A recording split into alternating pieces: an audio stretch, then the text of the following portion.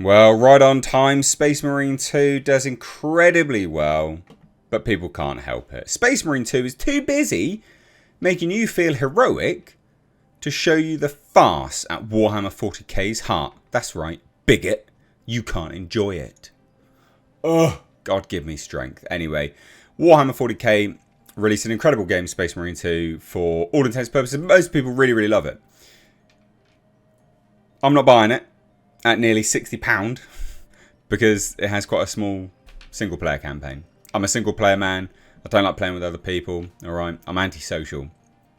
But I've heard very, very good things. And looking at all the trailer works, it just looks great. You know what it reminds me of? Old school Gears of War. It definitely reminds me of that. But some people can't help it. They just don't like it. They can't help themselves. And we've got this comment as well, which was very, very bizarre. Warhammer 40k Space Marine 2 developer admits games at Embracer made him, quote, want to cry with their overblown attempts at messaging or imposing morals on gamers. That's right. That's right. The polar opposite of what gamers want. We're going to keep trying. Oh, God. And that's why the gaming industry is just falling apart. Utter nonsense. So we'll dive into this. Hit subscribe if you're new here, guys. Turn the bell notifications on. And let me know down below if you've played Space Marine 2, what you thought of it. Should I get it despite its incredible price tag? Is the single player campaign worth it?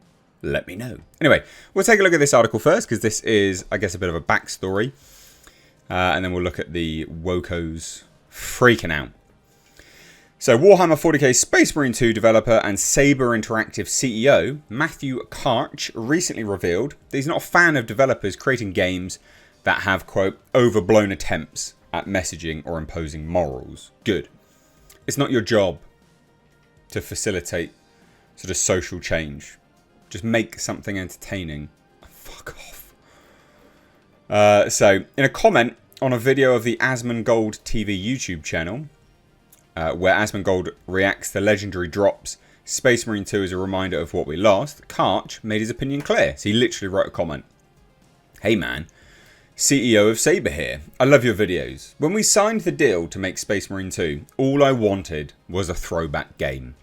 We had the change, I think that means chance. We had the chance to work on something which by its nature was, quote, old school. I can't even comprehend many of the current games that we play these days. They're too complex and too much of an investment. We worked on Halo back in the day, and that game could be distilled down to the simplest of shooting loops, but it was entirely addicting. This is what we wanted to recapture. And you know what? You've done an incredible job, because it smashed it. People love this game. So Karch then also continued further, and shared his hope that Space Marine 2 and Black Myth Wukong are the start of a revival. I hope that games like Space Marine 2 and Wukong are the start of a reversion to a time when games were simply about fun and immersion, which is what it should be. Like, that's not much to ask. It's really not. So finally, he continued further and says, I spent some time as Chief Operating Officer at Embracer, and I saw games there that made me want to cry with their overblown attempts at messaging or imposing morals on gamers. We just want to do some glory kills and get the heart rate up a little. For me, that is what games should be about. And this is the comment. Good. Good for him. Epic. And this is done so well, you know. This has absolutely blown up. Score 80 on Metacritic from 440 reviews, 341 positive reviews across PC, PlayStation 5, Xbox, 48 mixed reviews, and just 51 negative reviews. It's absolutely blown up. On Steam, which is like the predominant place it would be reviewed and played, very positive from 53,000 reviews. People absolutely love it. So that was quite comical. And the player base is very good for this game. People seem to utterly love it. But not everyone, ladies and gents, not everyone. Space Marine 2 is too busy making you feel heroic. That's right, guys, you can't feel heroic. You're a bigot if you're a hero. Utter nonsense. You're an 8-foot-tall walking tank. You've been bred for war, brainwashed since a child to kill in the name of a corpse on a throne. You hack and shoot and kill on the orders of an obscene hierarchy one that sacrifices people in their millions for the sake of a decrepit, dying society, the Imperium. That's the central theme, the beating heart of Warhammer 40K. Yeah, good. In the latest game, good. I mean, they're doing exactly what it's supposed to. In the latest game, Saber Interactive Space Marine 2, you're made to feel every inch the super soldier you play as. Never does it ask you to engage with its satire. Good. Who the fuck cares? Who cares? I've long enjoyed Warhammer 40K, but so often the people who write fiction for the setting struggle to handle the black satire that sits at the heart of the setting. That's right, guys. You just don't get it. Unbelievable. It reminds me, first, of a series of video essays from Lindsay Ellis discussing the Michael Bay Transformers movie. In one video, Ellis broke down the first film by casting aside the vacant Sam Witwicky and positioning Michaela Baines as the real protagonist. Despite her agency, her arc and character growth, the camera never pans away from showing the audience her chest or rear end. Ellis ends her essay with a quote that can help us understand how Space Marine 2 doesn't do Warhammer satire justice. Framing and aesthetics supersede the rest of the text. Always, always, always. Good. No, like, what is wrong with you? I don't hate the game. In fact, I enjoyed my time with it the whole way through, but you just want to bitch and moan.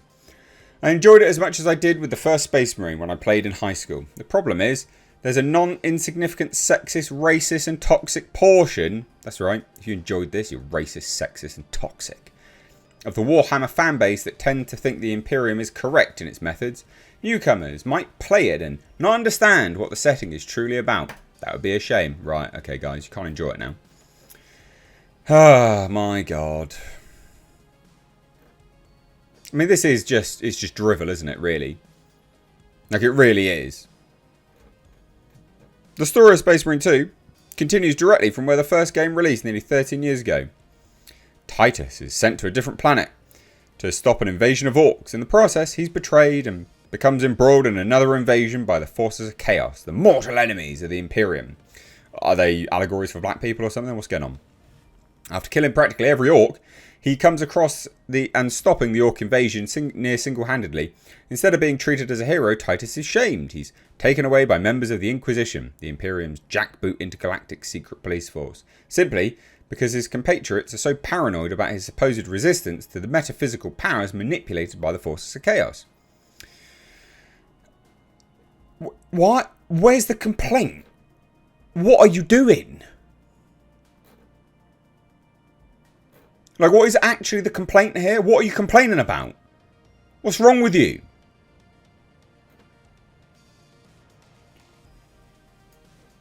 I don't get it. I mean, the comments are hilarious.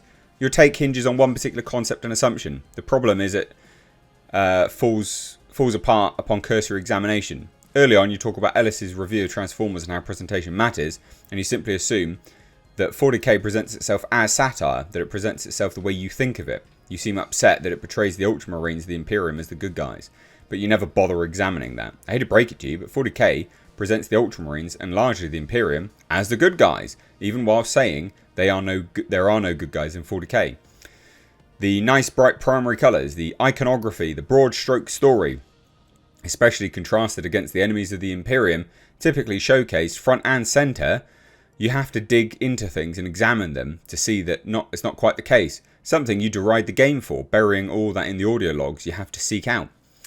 If these are the guys with the angels fighting against the misshapen horrors of the universe, it doesn't matter that buried in there that it's a fascist state. The perception is it's good guys versus bad guys.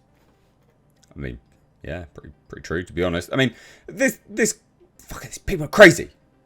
They're crazy, I tell you. We can't have good things. Anyway, there you go. Space Marine 2. What do you think? Let me know down below. Cheers. Take care. Bye-bye now.